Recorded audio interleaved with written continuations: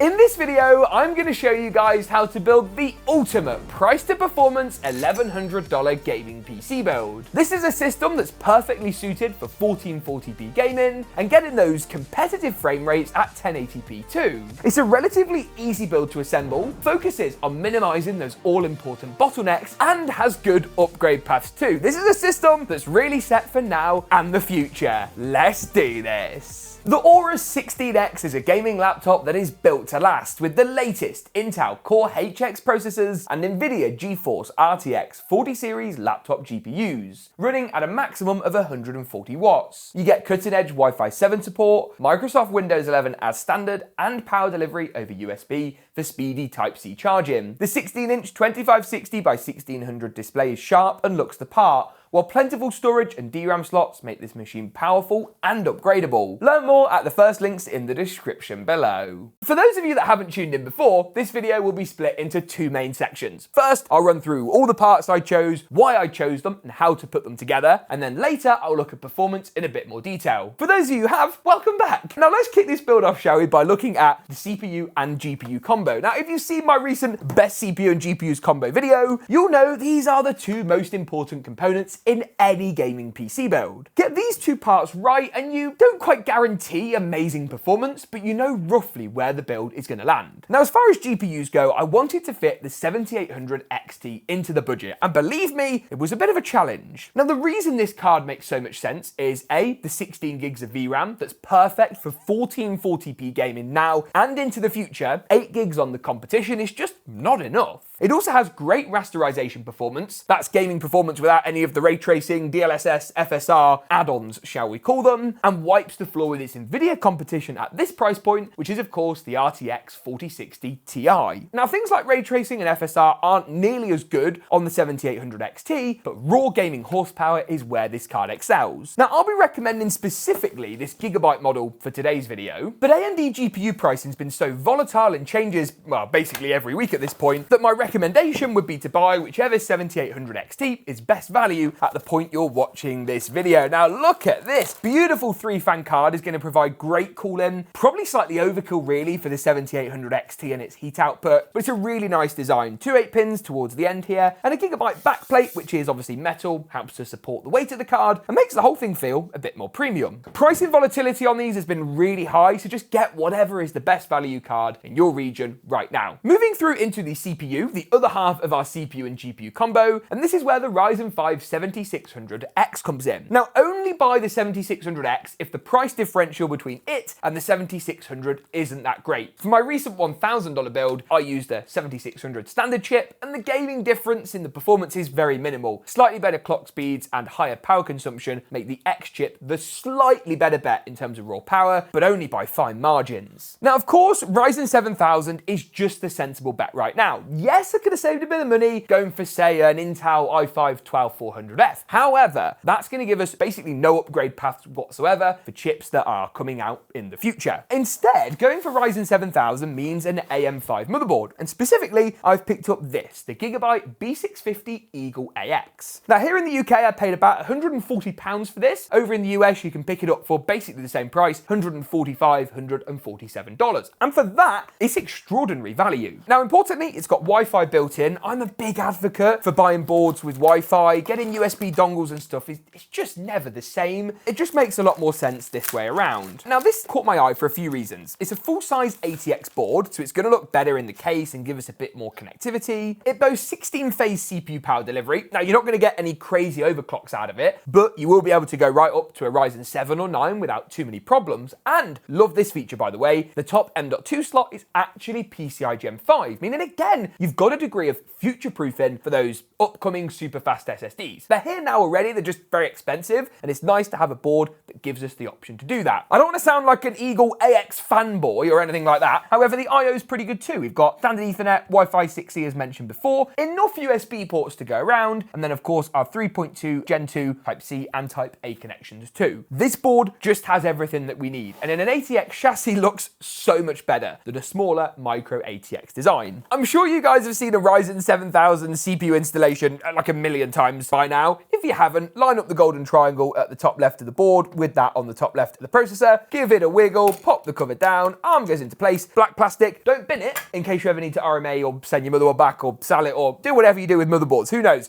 Memories next, I've gone for this lovely kit from Team Group. This is their T-Force Delta RGB. Now this is a 32 gig kit with a 6400 megahertz speed and decent CAS latency of under 36. CAS latency is actually in many respects just as important as speed, if not more important when it comes to DDR5. Again, I don't want to use the word future-proofing too much because truly it's actually impossible to future-proof a build because we never actually know what's coming. However, going for a board with 4 RAM DIMM slots and then just 2 RAM DIMMs still gives us the dual channel performance, which ticks all the boxes we need to tick, while allowing room for upgrades as well. All you need to do is pick up an identical kit later down the line, and that is going to afford you up to 64 gigs of memory, which in a gaming build will be plenty good enough for years to come. Storage is next, and again, I've gone for a Team Group full house. This is their MP44L. Now, when it comes to NVMe SSDs, there are basically 3 categories: Gen 3, Gen 4, and Gen 5. Each generation doubles the maximum bandwidth and speed of the previous. This is a Gen 4 drive, so sits sort of in the middle of that spectrum, and still delivers really solid read and write speeds. This particular model is a 2TB model, but 1TB would be fine and is what I've accounted for in the budget of this build. After all, if you've already got a bit of storage, feel free to bring that over with you and add it in addition to this drive. We only really need this for boot up, our most frequently accessed files, and of course, most played games. I do find it absolutely extraordinary how cheap these NVMe drives have got. You can get a 1TB one for in the region of $50, $60 right now. Unbelievable. I remember when Gen 4 drives first came out, they were just so expensive, and I'm hoping we get the same thing with Gen 5 drives in the future. I'm sure we will, there's just a long way to go, and frankly, Gen 4 drives are really plenty quick enough for what most people need in a gaming PC build. There we go, lovely stuff. Now, as far as the motherboard assembly goes, pretty much there. The only thing left is the CPU cooler. Now, the Ryzen 5 7600 non-X does come with a cooler. The 7600X does not. However, I'm going to recommend, regardless of the chip you buy, you pick up this, the Vetroo V5. Now, I know there's been lots of discussion. Vetroo V5, John's Bro, AK400 from Deepcool, Cooler Master Hyper 212, what's the best? Now, in our testing, we find that the Vetroo and the Deepcool AK400 rank at the top. But I know you guys have been really digging this Vetroo cooler recently, so we thought we'd give it another stab. At the time of filming this video as well, the Vetroo is actually cheaper than the AK400, which makes a bit more sense, of course, when it comes to saving that all-important money. Now, included in the box, you get a few things. You get a back plate, but that'll be for Intel. We're not going to need that for AMD, alongside 2 bags of brackets, one of which is again labelled Intel, and one of which is labelled AMD. It's simply a case of adding the AMD brackets onto the bottom of the cooler, and then removing the 4 screws around the default plastic brackets on the motherboard. Some all-in-one liquid coolers will use these. We do not want them in the way for our build, so remove them, keep them safe in case you ever change the cooler later. Then just a case of putting a little blob of thermal paste. A large grain of rice is what people tend to say. This comes included in the cooler box, and then just actually installing the cooler too. It's got a little V on the top, so I want to make sure that's the right way around, otherwise my brain is going to be going into overdrive. And then just a case of tightening each screw corner by corner. Don't fully tighten every screw. What you want to do instead, and you can see it here, is get it sort of broadly aligned and not install the brackets the wrong way. It transpires that the brackets on the bottom of the cooler, I've got them the wrong side. Should have consulted the instruction manual a bit more closely. I was wondering why that wasn't lining up. That would explain exactly why. Let's try that again. Hopefully now the cooler should be better aligned. Yes, it is. There we go. Now what you want to do is tighten each screw corner by corner, but don't tighten the screws too much, as if you do, you might not be able to get it lined up. Dearie me.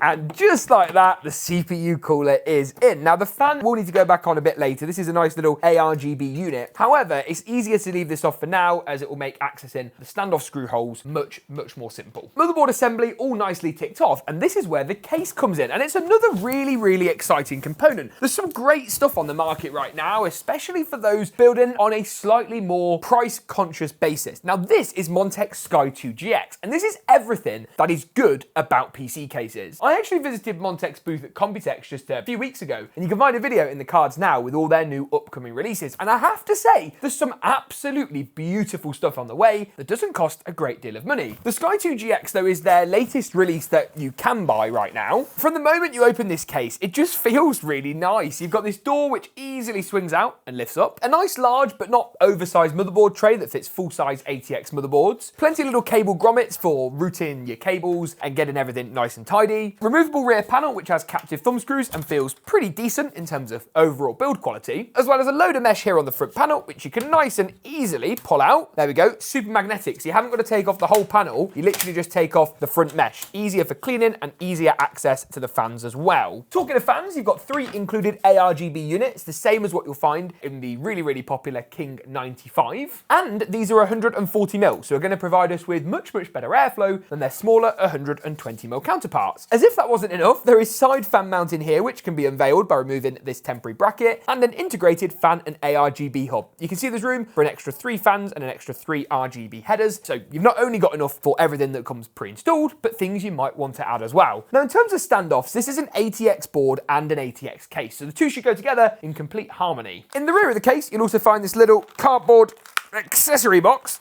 There we are. And in there is everything from cable ties to Velcro. The main thing we need though are motherboard screws. As I said before, ATX board, ATX case, and integrated rear I/O shield. Meaning this process is as simple as sliding the board in, getting it lined up with all of those standoffs. The center one is raised, so that'll hold it into place. Then screwing it in. 3 at the top, 3 along the middle, and 3 down the bottom. After that, I'm gonna add the fan back in as well to give our air cooler a bit more air. The next stage of the build is the power supply. Now, top tip for you here, it's very tempting at this point to put the GPU in, but doing this is going to make it really hard to get all the cables and wiring. So do the boring PSU first, sorry Thermaltake, and graphics card afterwards. Now this is the Smart BM3, and while power supplies are admittedly a bit boring, this is pretty remarkable for the price. It's ATX3, PCI Gen 5, so it gives us the new next-gen GPU power cable, which ironically we don't actually need, but ATX3 is about more than just that one cable. It's about the whole efficiency standard, the whole way the power supply is designed and built, and I think it's worthwhile if you can get it. Now this particular unit is semi-modular. Now this is quite unusual nowadays. Most power supplies are either fully or not modular at all, and what this basically means is that you have the motherboard cable pre-ran, and you also have your CPU 4-pin cables pre-ran too, but everything else you plug in. That makes the cable management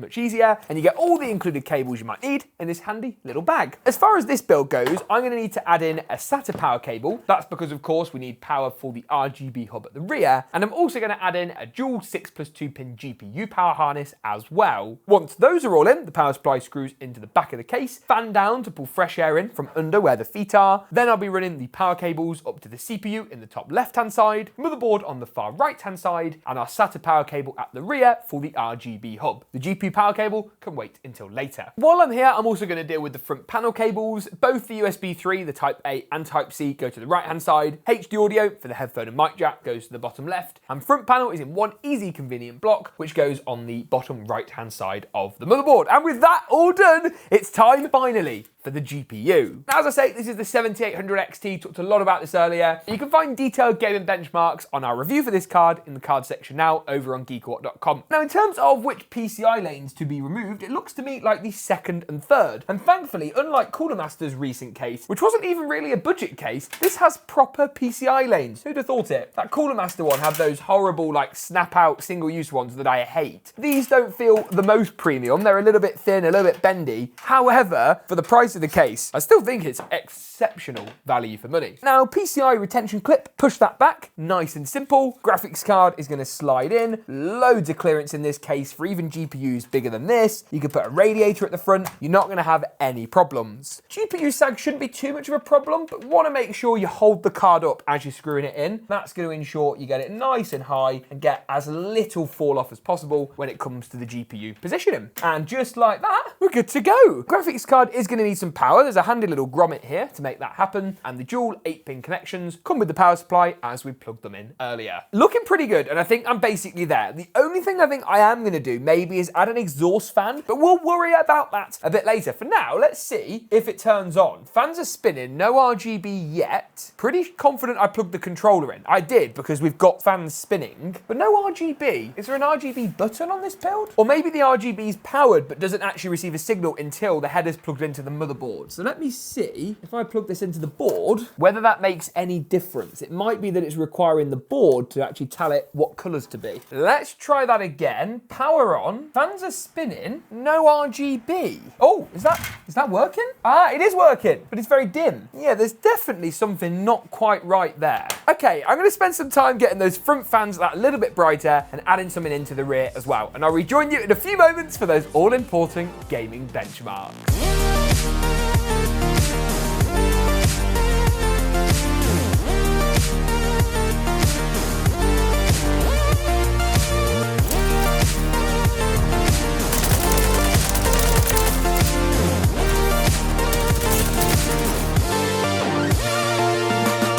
As you can see, this thing looks great, especially now that I've managed to get that RGB working. I ended up plugging a controller into the hub rather than plugging the hub into the motherboard. Now, in terms of performance, this is the bit that's really important, and I'm going to kick things off by looking at Warzone at 1440p first of all. I did use the FSR preset, but on quality to try and minimize its impact on both visual fidelity and input lag. Now, here at this 1440p resolution, this build delivered some really great results. 177 FPS on average, to be precise. Modern Warfare 3 was unsurprisingly a similar story. It's a game built on the same engine as Warzone, so the results you can expect are going to be very similar. Here at 1440p high with pretty much identical settings, the build actually shot up to over 200 FPS, pulling in 204 to be precise. Starfield is the next game on the lineup. 1440p high settings here didn't quite break through the 100 FPS mark, but 94 frames per second is not a bad effort from the 7800 XT, while Hogwarts Legacy, which is the next game on our testing list, performed well too. The extra VRAM on the 7800 XT particularly useful in Hogwarts Legacy at 1440p. Here the build achieved just shy of 100 FPS with 96 frames to be precise. For some fun, we also tested Fortnite at the usual 1080p competitive settings. Here the build pulled in 286 FPS. As you can see from the gameplay, competitive gaming experience, awesome frame rate and top tier visuals too. Apex Legends was really surprising though. I was expecting 150, 160. I was wrong. At 1440p high, this system pulled in a staggering 252 FPS on average. The 7800 XT is a really remarkable GPU, especially for its highly competitive sub $500 price point. For $1,100, I really don't believe it gets much better than this. But what do you guys think? You can find links to all the parts mentioned today down in the description below. If you enjoyed this video, get subscribed, and as always, we'll see you in the next one.